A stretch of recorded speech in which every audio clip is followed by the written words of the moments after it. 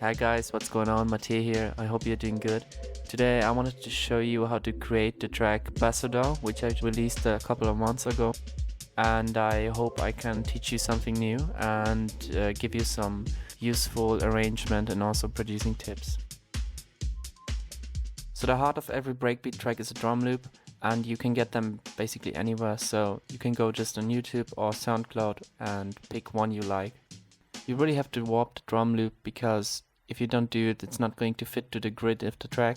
So you can do it by dragging the pointy parts of the drum loop called transients and just pull them to the beats, to the 1, 2, 3, 4 and the upbeats in between so that they align with your clap, kick and so on. I can also really recommend you to turn on the metronome, which you can find at the top in the left corner, because without having that you are not going to be able to tell when your grid positioning is right. So just turn it on, have a listen, and don't forget to turn it off. The kick is just basic 4 to the floor kick, so nothing fancy. I would also just recommend you to pick any of the sounds you like, so don't feel yourself influenced by my sounds. So it's the most important thing that it fits your kind of sound. The sub bass is really deep and it doesn't really have any harmonics, so it's just like a tiny bit because of the saturator, so you wouldn't be hear it without headphones or proper speakers. So because of the lack of harmonics, it's pretty much just a feeling instead of really hearing it, and also it doesn't really add to the melodic or to the melodical and harmonic value to the track, but it follows the root notes of the chords which you will hear. Moving on to the hi-hat, it's really basic as well, so just placing it at the standard points and also with some variation before the 4th bar or 5th bar, sorry. Also it's really nice to just add a little bit of reverb, which you can see here on my return channels, and also just a tiny bit of delay so that it moves a little bit more and feels a little bit more alive. Especially with hi-hats, it often happens that it contains some unwanted frequencies which you really want to eliminate by sweeping through the whole spectrum and just removing them.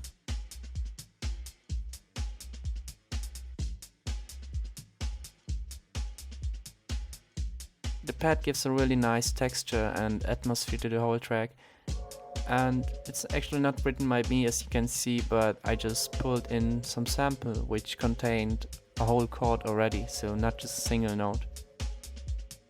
The sample says it's a major chord, so it could be, I'm not entirely sure, and I was a little bit too lazy to check it out, but what I basically did is just to play it once, and then at the 3rd bar I just played it 1 semitone deeper, so that's why it sounds a little bit tense, because it's just 1 semitone and it creates a big tension. So if you have like bigger distances, let's say 7 semitones, and that would be a perfect 5th, that would sound a little bit more even, but I wanted this dark sound, so I went for only 1 semitone.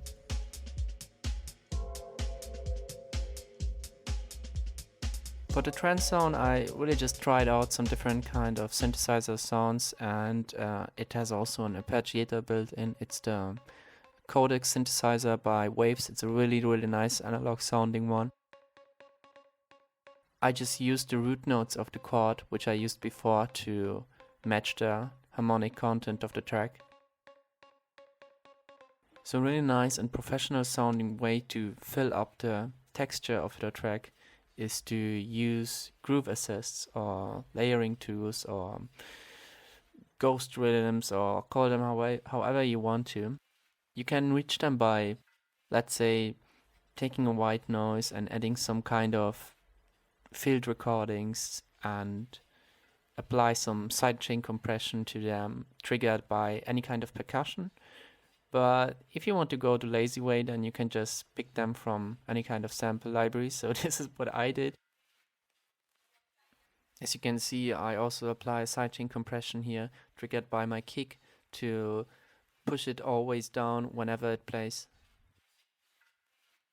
The weird sounding dog bark is actually just a real dog barking, which I heavily distorted by using various kinds of effects, which I can't really remember. So I could try to explain you every detail of my creative process, but it's many times just playing around and not really knowing how I got to the point where I am. So let's just go through the whole track and I'm going to comment it to you. So for the beginning, I really like to use any of the elements, but without a certain kind of variation which happens later. So in this case, it's the semitone change. I don't have it at the beginning, but now it begins. And as you can see, the kick is not at its full force yet, so it's just playing around to make the listener a little bit more excited. And then there is a short drop. You can also hear the trance synth rising. I achieved it by automating the cutoff frequency of the low pass filter.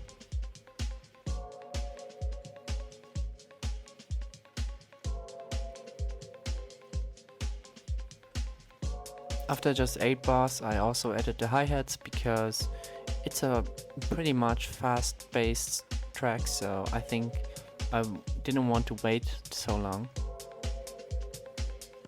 Here a short break, and now the doggo.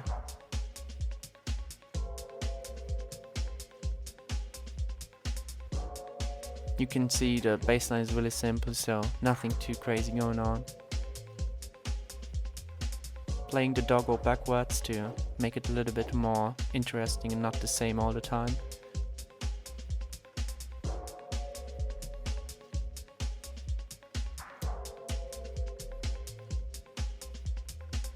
A break with the sub going on. It sounds really nice on a good sound system. And now I also just added the breakbeat for a short time, so that the listener thinks, oh, it's party already, but then the kick comes back and he realizes, or she, now it's going to turn to party, not before. So a really neat way, in my opinion, to present any kind of new sound, or in this case, it's the chords, so you already know it, is to leave out the first beat from the kick. So it takes, the chords take the place of the first kick, and it gives a big room to presentate itself. So it's a really, really nice way to present something new. As you can see, I have some variation going on with the hi-hats too, so adding some different kind of elements too. Here at the end of 4 bars, I also added chord note, which is an octave deeper, just to make it a little bit more variational. Fading in the sound of some, I think it's some kind of piano, which I butchered by using thousands of effects. Here comes a tiny pseudo break, because you think the kick comes back and everything with full force, but it's not going to happen yet. But here, this break. And yeah, you have also a new clap here. So you can hear how the chords stop playing, and I did it to create this feeling of emptiness, and maybe to also use it as a part to mix another song, because I most of the times think in how can you mix it with other tracks and blend them well, but also just to create some kind of variation as well.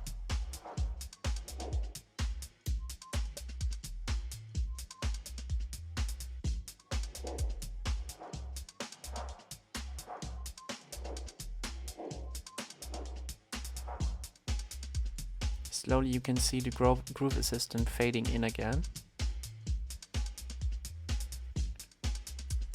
And a short break in the kick as well. Also I doubled the kick before the drop.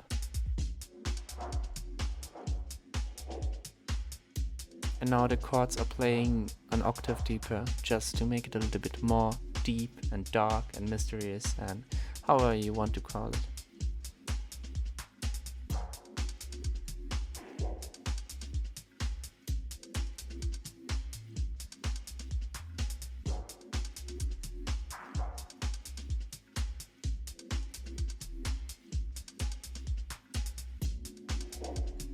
So now you can hear the chords really come through because I turned off the sidechain compression.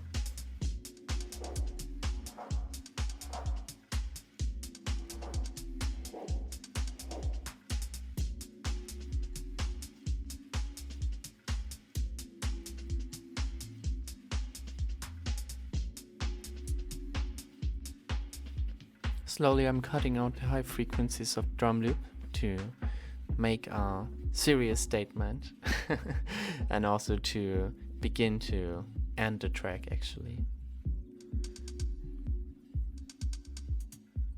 Playing a little bit around with the hi-hats.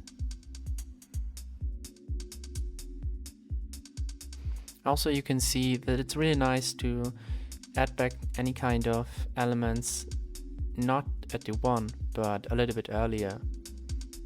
And at this point it's really not that important how you end the song. I mean, sure, but not in this electronic music kind of context. So I can recommend you to make it a little bit longer. Maybe it's not that long for an outro. I didn't used to do it that much earlier, but now I do it because it's a little bit easier to mix. But I think it's long enough to mix actually.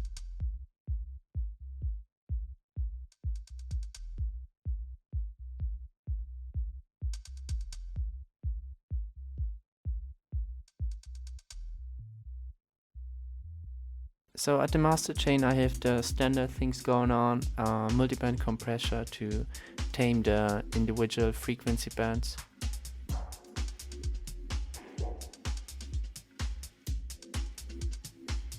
Then I have also the SSL compression, which is just basic compression just to glue the whole track a little bit together and add some of the warmth of the typical sound of the SSL. So by adding FabFilter Saturn, it just really adds a little bit of warmth by adding some harmonic content and some upper tones, which you pretty much perceive as warmth to your track. Then I have a maximizer to make it as loud as possible, and the out ceiling is at 0, but actually you could go to maybe minus 0.1 to be on the safe side of the road.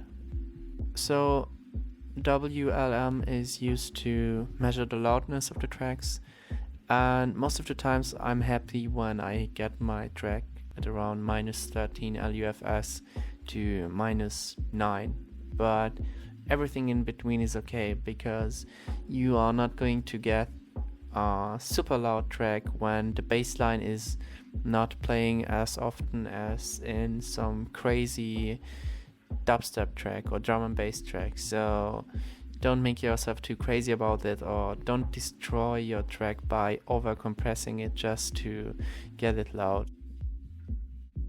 Also, I really like to use Span by Voxengo, which is just showing you the whole frequency spectrum.